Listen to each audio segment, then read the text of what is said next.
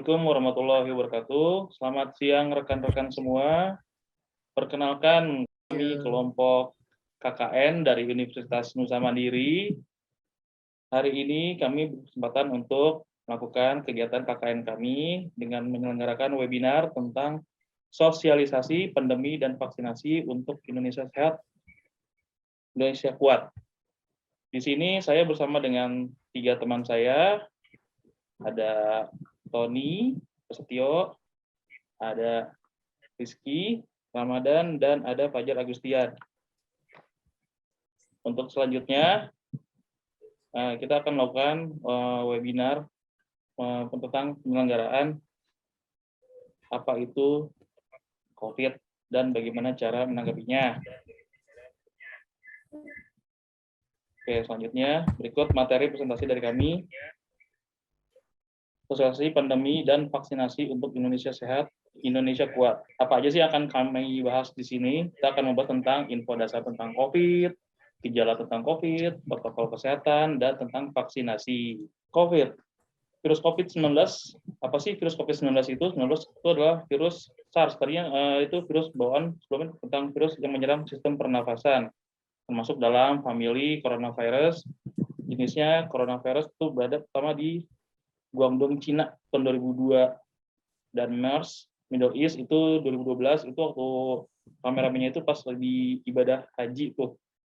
Terus SARS COVID-2 yang baru ini di Wuhan, Cina.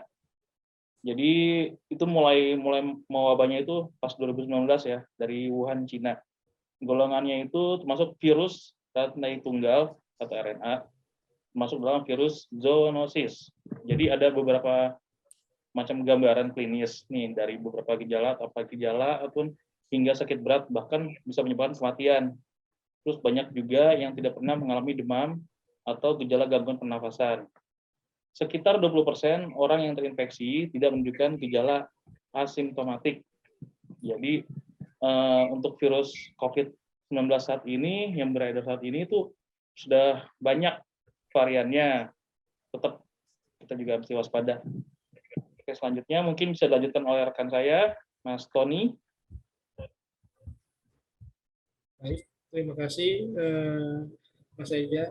Saya di sini akan menjelaskan gejala COVID-19. Kita harus mengenali gejala COVID-19 yaitu biasanya gejala infeksi virus corona atau COVID-19 bisa menyerupai gejala flu, yaitu demam, pilek, batuk kering, sakit tenggorokan, dan sakit kepala. Setelah itu, gejala dapat hilang dan sembuh atau malah memberat. Gejala yang tidak umum seperti rasa tidak nyaman dan nyeri tenggorokan, diare, mata merah atau konjungtivitis, sakit kepala, hilangnya indera perasa atau penciuman, ruam pada kulit atau perubahan warna pada jari tangan dan jari kaki. Kalau untuk gejala seriusnya pada COVID-19 yaitu kesulitan bernapas atau sesak nafas, nyeri dada atau rasa tertekan pada dada, hilangnya kemampuan berbicara atau bergerak. Yang kalau misalkan gejala itu timbul, segera cari bantuan medis atau hubungi dokter fasilitas kesehatan yang terdekat. Kalau orang yang dengan gejala ringan dinyatakan sehat, melakukan perawatan secara mandiri di rumah. Rata-rata gejala akan muncul 5-6 hari setelah seseorang terinfeksi virus ini, tetapi bisa juga 14 hari setelah terinfeksi. Sekian singkat yang saya jelaskan mengenai gejala COVID-19. Selanjutnya akan disampaikan oleh Mas Rizky.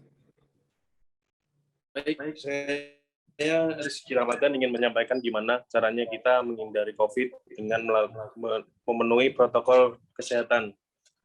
Untuk langkah pertama, kita bisa cuci tangan dengan sabun dengan air mengalir atau sanitizer selama 20 detik dan dilakukan sesering mungkin agar terjauhi dari virus COVID. Untuk langkah kedua, desinfeksi meja atau belajar sebelum atau sesudah digunakan. Untuk langkah ketiga, kita harus menggunakan masker 2 lapis agar lebih baik diganti selama 4 jam sekali. Untuk langkah yang keempat, kita bisa menghindari kerumunan, perhatikan ventilasi atau aliran udara, dan jangan terlalu dekat kontak dengan orang lain. Untuk langkah yang kelima, jika menggunakan masker medis, maka harus sekali pakai lalu dibuang agar virusnya ikut terbuang. Untuk langkah-langkah protokol sudah saya jelaskan sesingkat mungkin. Selanjutnya akan diteruskan oleh Mas Fajar. Oke, terima kasih. Baik, sekarang kita akan bicara tentang tujuan vaksinasi COVID-19. Yang pertama, vaksinasi ini berguna untuk menurunkan kesakitan dan angka kematian akibat COVID-19.